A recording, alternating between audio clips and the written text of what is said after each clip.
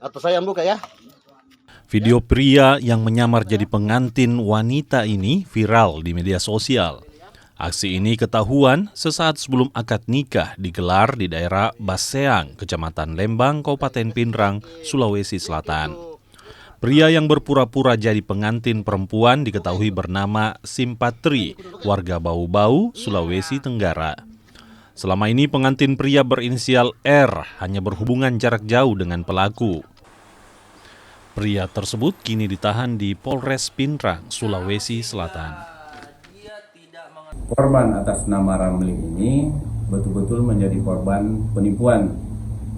Tak pernah menyangka sama sekali bahwa pelaku ini adalah laki-laki.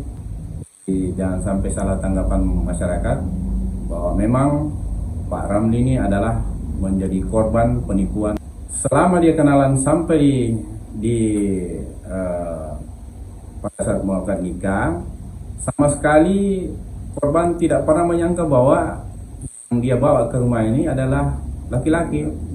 Dia tahunya bahwa ini adalah perempuan tulen, tapi ternyata baru ketahuan setelah dibuka cadarnya.